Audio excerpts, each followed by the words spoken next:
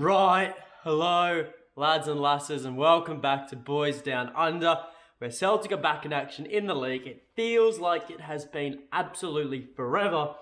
That's just how football fixtures work, but we are here and we are here to preview it. Before we go any further though, please remember to like the video and subscribe to the channel. Best way to help support the channel grow. I really appreciate all of you who do like the videos and do subscribe to the channel. It means a lot to me, so thank you very much if you do that. But without further ado, let's get into it. So Celtic are set to take on Dundee, where we absolutely must win and bounce back from the Bodo match. We can't afford 2 losses in a row, and we can't afford a loss in the league for that matter. Now, heading into the match, as we know, our most recent match, we went down to Bodo Glimt 3-1. But in terms of the league, we are 5 from 5. However, not everything is the league, and obviously in all competitions, we are 4 from 5 with that slip up. Now, luckily that was in Europe, so that has no bearing on our standing and position in the league table. We are 1 point clear of our rivals who are in second. Must I add, we sit in first. Now, it's a crucial match because we can't afford to drop points in the league. So, like I said in my last video, if you want to go check that out, like I said, I'm thankful that we lost a match in Europe and not the league, because it would be a lot more significant if we did here. Now, as for the away team, Dundee, their last 5 league matches show they have only won once, which was actually their most recent match, an upset win over Hearts. However, prior to that, 2 draws and 2 losses. But they did also win in the Scottish Cup 3-0 against Peterhead, which was their most recent match. But unfortunately, that has no bearing on their league standing. They sit on the bottom of the table, 2 points behind 11th, which is St Johnstone. And recently, they sacked their manager and have appointed former Celt Mark McGee. However, they do have a game in hand over St Johnstone. As for injuries and suspensions, the away team, they have nothing to worry about. They are clear through, sailing, whatever you want to call it. Their team is as fit as a whistle. They are ready to travel to Parkhead. And there's not much more I can say about that. Lucky them. But as for the Celts, our injury list remains relatively similar. You know, we have Kyogo out, we have David Turnbull out, Albion Yeti and Johnny Kenny.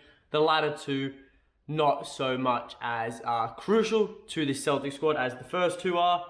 You know, Karamoko is someone that we could actually see feature in this match. He was not on the bench, did not start for the B team, so that gives me the impression Ange is wanting to include him in the Matchday squad. I don't think he'll start him, which we'll get into in a bit, but I certainly can see Karamoko starting on that bench. Then Yasuki also returns after his forcible outage against Bodo because he wasn't included in the Conference League squad. Yeah, in the list in the squad prior to the match. Other than that, however, the rest of the squad is fit, the rest of the squad is available, and we all know who is there and who isn't going to be there. But I think we can expect some changes from the Bodo game, you know. I think I personally disagreed with a bit in the lineup. You know, I didn't agree with the midfield, and I pretty much didn't agree with the forward line either for the Bodo match. However, that's life. Managers make mistakes. We move from it, but I do think there will be changes in this team. But no more waffling. Let's get into the lineup predictions. So we have got Joe Hart in goals. Then at right back, it is Tony Ralston. The 2 centre halves, Cameron Carter-Vickers and Carl Starfelt. Then Juranovic as the left back. Look, I think Ange will I think he should trial a fullback combo of Juranovic and Ralston. You know, I think defensively and going forward, Juranovic is the best player we have as a fullback. The only issue is that if we do play him at left back, maybe that does hinder his ability on playing on his weak foot. However, I do think having Tony Ralston at the right back and then Juranovic at left back is certainly a stronger combination than having Juranovic and Taylor. As for the centre back spot, you know, I'd like to see someone other than Starfelt get a run. I thought he was completely at fault for the first goal. But, you know, it's up to Ange. You know, I still do think he will show his faith in Starfelt and Taylor for that matter. But, you know, I'd rather see Welsh or Julian. You know, pick your poison, either or, but that's just my view on that. Then into the midfield, Callum McGregor, it has to be him as the CDM, you know, captain, leads by example. Not much more else I can say. Rio Hatate is then the box-to-box midfielder. A complete mistake on Ange's behalf, leaving him out of the starting lineup against Bodo. We really could have done with his energy and his just hard-working ability and ability to change the game, you know, going forward and going defensively. Rio is incredible. Really should have had him on the pitch from the go. Then as the KM, I'm going to go with Matt O'Reilly up top. You know, a quick note on O'Reilly. He's set to be called up to the Danish national team, so congratulations on that, lad. You deserve it. You've been in form. Congratulations. As for Tommy Rogic, he appeared flat against Bodo. Maybe some limited minutes today off the bench could do him well, so that's why I'm going to choose O'Reilly over Rogic and snub my former countryman. However, I do think it will be for the best all round if he does get a bit of a rest. Then into the front three.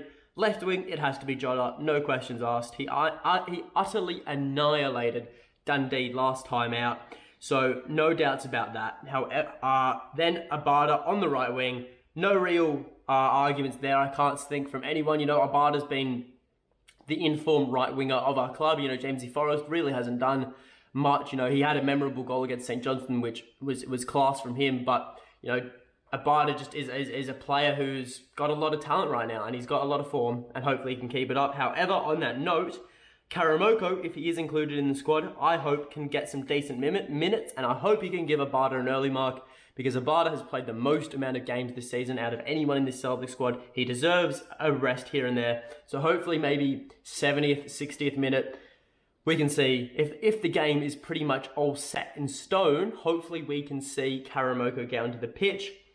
Then up top at striker, look, I think against Dundee, Dyson Maeda is the best option. I think he is very similar to Kyogo, and we've seen how damaging Kyogo has been against this Dundee team. However, I think, again, to Bodo, we need to start GG against Bodo later this week, and I think we need to get some really good minutes into Georgios Giakoumakis prior to that. So that's why I've got Giakoumakis starting at striker. Honestly, it's a complete coin toss what Ange goes with. I really can see him going for either or. He's a fan of both. He loves them both. And it's a shame you can't start both of them and at the expense of Jota. And yeah, look, the only reason I don't see him starting GG is to save him and not risk injury ahead of Bodo. But I do think we need minutes into him prior to that. But that leads us into the final score prediction. And I will be completely honest. Both times we've played Dundee, we've blown them out of the park. They've been comfortable victories. You know, we've scored 10 goals against them in 2 matches. However, this is a completely different Dundee team. Under a new manager, their morale will be up. You know, I haven't watched Dundee. I don't ever watch Dundee unless they play Celtic. It's never on TV. They're probably playing a completely different style of football. I can't lie. You know, they're in form. You know, they beat Hearts, which is a great result for them. They won in the cup, 2 on the bounce. They're in some form right now. This could be a very tough game for Celtic. I can't stray away from the fact that this game could be extremely tough for us. And, you know, we're missing Kyogo, 5 goals in 2 games against Dundee. But, you know, as we've shown in a lot of games this season, we don't need to rely on Kyogo to score us goals. You know, this whole team works as a unit, as an engine. And, you know, it's an interchangeable unit. It's an interchangeable machine. You take a cog out of this machine and it's replaceable. Well, it's not replaceable, but you change the cogs and it will still work. I think the whole squad Ange has got going is just one big machine. Put one player in, take it out. It will work just as good, if not better.